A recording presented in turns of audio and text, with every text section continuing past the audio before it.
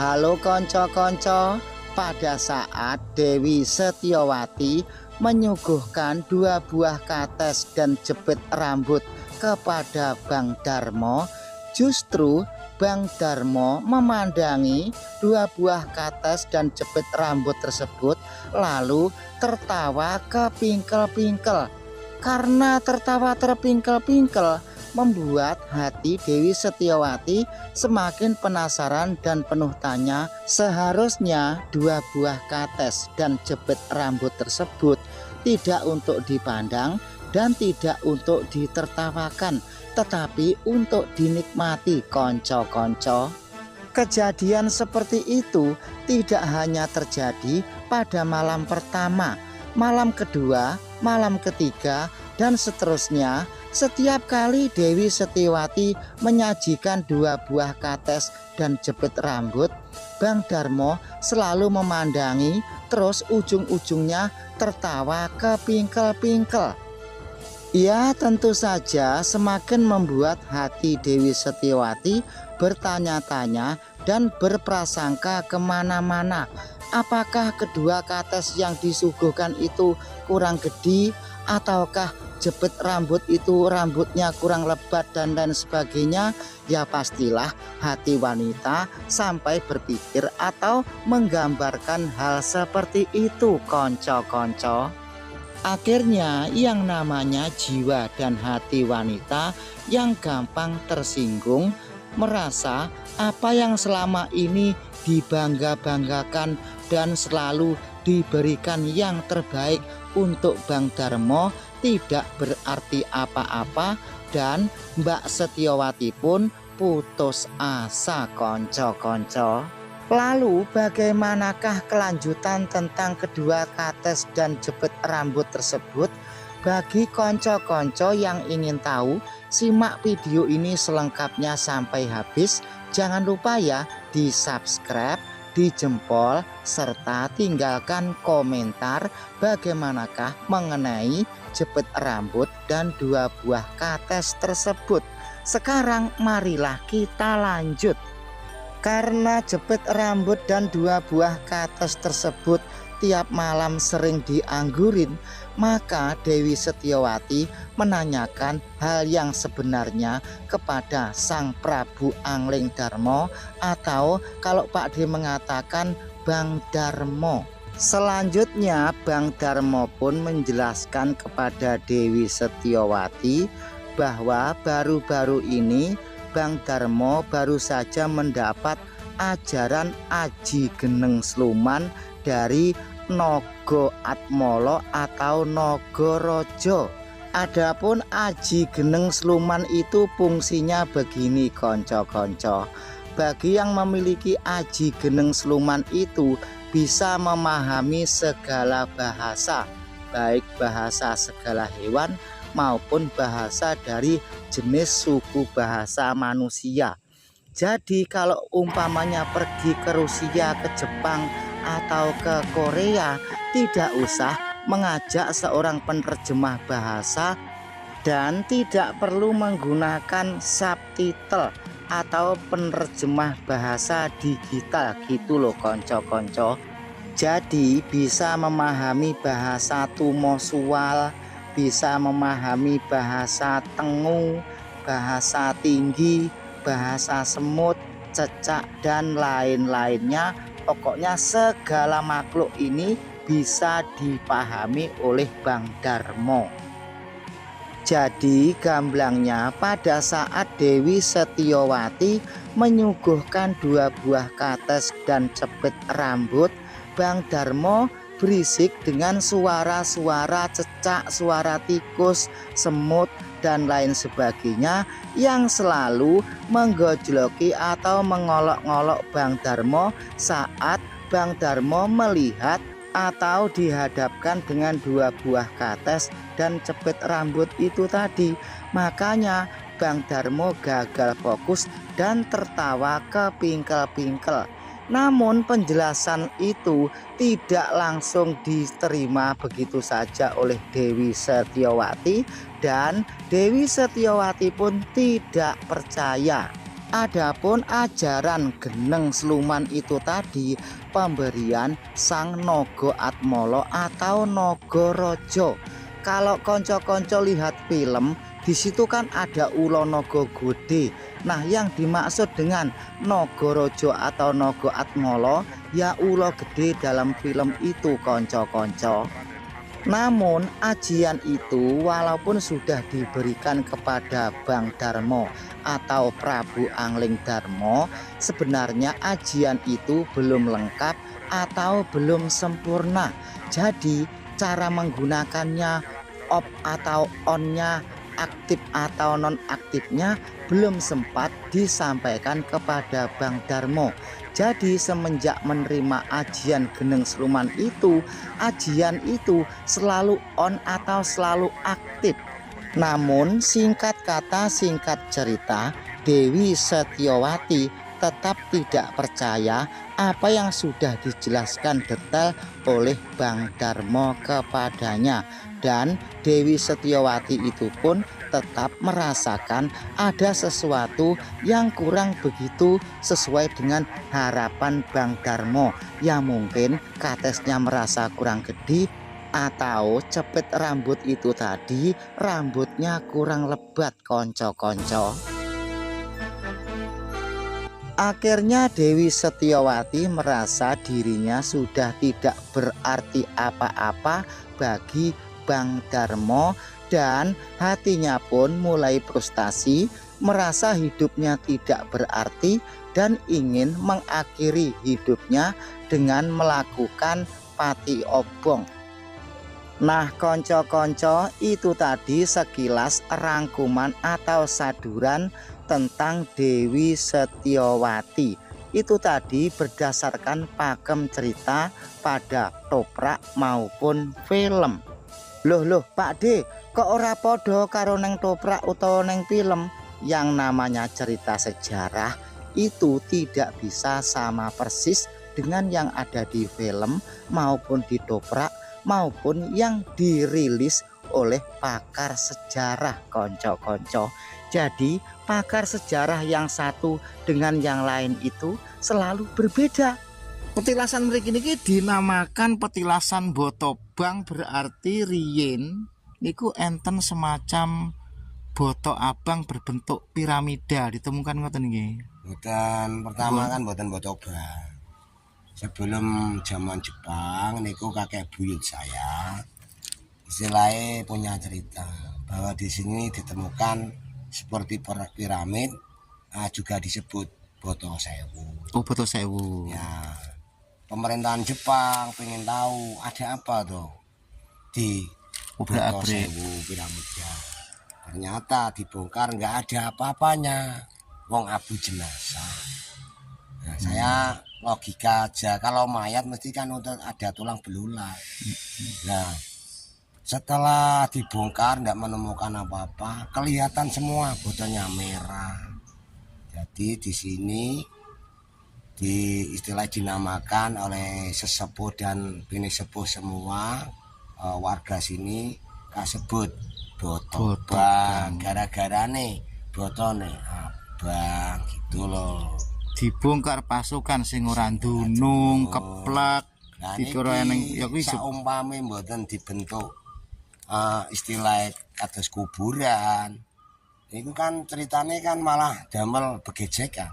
Nah, terus kali warga mriki didamel pesarian supaya bisa dirawat dan dihargai, dinikmati anak turun-turun. Nah, yang satu istri yang Prabu yang pertama Kanjeng Ratu Dewi Setyowati, yang satunya sebelah itu Sang Romo yang Prabu Manesutro, Begawan Manesutro nggih. Nggih, Begawan Manesutro nggih juga kasebut Jenggolo Manik niku nggih ayandane yang Badik Madrim sami ngoten lho. Jadi ini real. Ya real niku ngoten. Bukan rekayasa, berdasarkan logika, keyakinan dan bukti peninggalan sejarah. Angling Dharma. Asli niki mboten enten kasebut malih niki enten Ratu Setyowati ne mboten enten. Cara ning liya daerah enak ya Ratu Setiawati imitasi. Ya, dikomale. Ratu Versi-versi ngoten niku kan versi imitasi, versi-versi nah sing niki jadi-jadian. dari awal Mbah Buyut, Mbah Guru kula, mestani kula nggih ngoten namung niku. Pertama, yang satu Eyang Ratu Setiawati, nggih yang kedua, yang barat niku Eyang Rama Panembahan. Eyang Prabu Manik Sutro, nggih Eyang Jenggala Manik. Halo, assalamualaikum warahmatullahi wabarakatuh. Pada kali ini kita berada di lokasi atau area pesarian atau makam Dewi Setiawati beserta Sang Romo, yaitu Begawan Manik Putro. Adapun lokasi ini dinamakan wewengkon Dusun Ngerakas, Desa Sraturejo, Petilasan Botobang.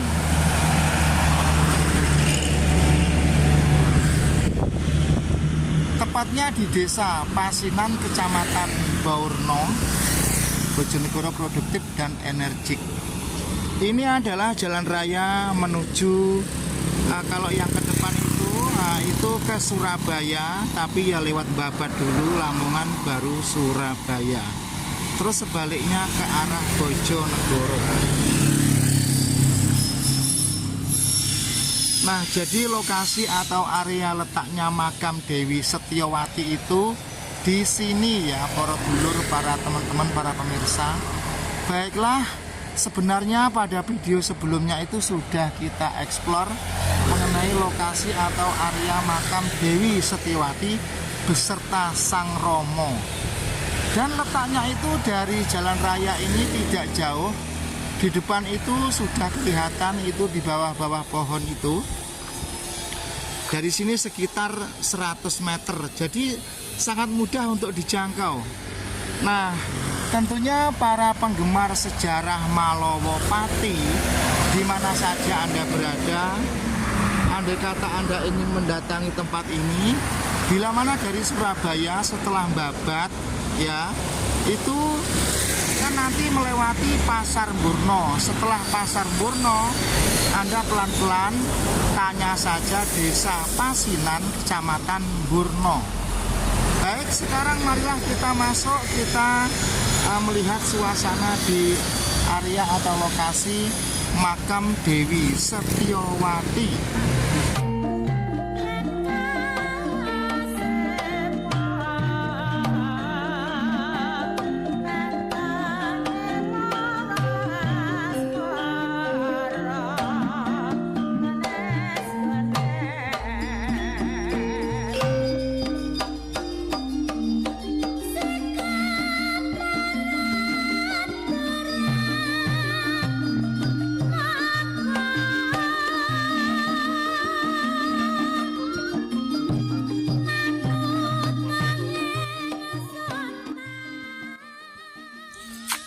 Adapun letak makam ini dekat dengan sawah. Terus di sebelah selatannya makam itu ada kegiatan orang tukang elas. Baik, seperti apakah makam Dewi Setiawati dengan Sang Romo, yaitu Begawan Manik Sutro? Kondisi makamnya sangat sederhana, tidak terlalu mewah gitu, dan sepertinya pun jarang dikunjungi oleh para pengunjung.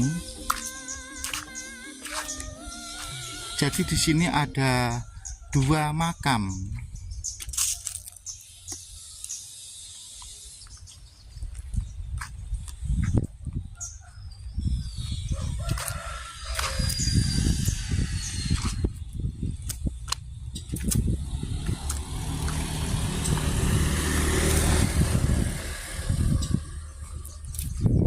Jadi makam ini real ya.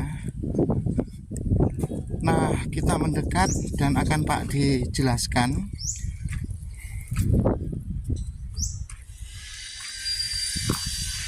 Silahkan Anda baca dulu tulisan aksara Jawa ini.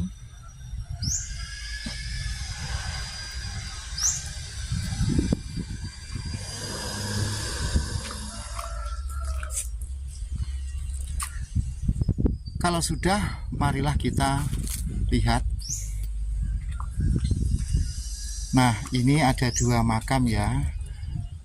Yang sebelah itu, yang sebelah kiri itu adalah makam Begawan Manik Sutro, ayah atau bapak Badik Madrim dan Dewi Setiawati. Terus yang di sebelah kanan ini, nah inilah makam Dewi Setiawati yang dulu kapundhut karena melakukan pati obong. Mungkin hati Anda sekalian itu bertanya, pada zaman kerajaan Malowopati itu kan kepercayaan keyakinannya adalah serupa maaf dengan Hindu. Namun kenapa kok ada makam, padahal makam itu pada umumnya adalah Islam? Nah, sekarang Pak dijawab, karena yang menemukan dan merawat adalah orang Islam, maka tidaklah mungkin orang Islam akan melakukan tata cara di luar agama Islam. Paham? Suatu misal, ada tokoh yang beragama Buddha umpamanya, terus yang menemukan, yang merawat adalah orang Islam, maka sudah pasti hal tersebut dilakukan dengan adat atau tata cara Islam. Andai kata yang merawat atau yang memugar, yang menemukan bukan orang Islam, maka disesuaikan dengan agama atau keyakinan orang yang merawat dan orang yang menemukan, atau orang yang menemukan merawat dan yang ditemukan atau yang dirawat. Nah, sampai di sini paham? Jadi kalau Prabu Angling Darmo itu dimakamkan, ya karena yang merawat, yang menemukan atau yang menggali sejarahnya kebetulan adalah kalangan orang Islam. Jadi begitu ketemu, maka semuanya adat istiadat dan tata caranya dengan cara Islam. Terus selain itu, kan pada masa kerajaan Malowopati itu kan konon berkeyakinan Hindu. Namun tidaklah semua umat atau keyakinan Hindu apabila ada yang meninggal itu selalu dibakar hangus menjadi abu. Tidak seperti itu. Sebagian dari umat Hindu pun kalau meninggal ada juga yang ditanam atau dimakamkan, dan bagi mereka yang kastanya lebih tinggi langsung dibakar menjadi abu. Lalu abu itu disimpan dengan kain putih. Dan ada juga abu itu ditanam dan ditandai menyerupailah makam agama, maksudnya menyerupai makam umat Islam. Baiklah, mengenai cerita kronologi Dewi Setiawati, marilah kita simak selengkapnya atau selanjutnya. Dewi Setiawati saudara kandung Putut Madrim. Madrim sebelum menjadi seorang patih, julukannya adalah Putut atau Putut Madrim. Setelah menjadi patih di Malowopati, maka ditambahkan Badik Madrim. Adapun Dewi Setiawati dan Putut Madrim anak kandung dari Romo Manik Sutro atau Begawan Jenggolo Manik. Manik Sutro pada saat itu punya sebuah padepokan. Kalau orang zaman dahulu mengatakannya pertapan. Adapun nama pertapan atau padepokannya adalah Kuntoro Segoro. Menurut pakem cerita yang sudah beredar dan sudah populer, pada saat itu Putut Madrim dikenal seorang pemuda yang beringas.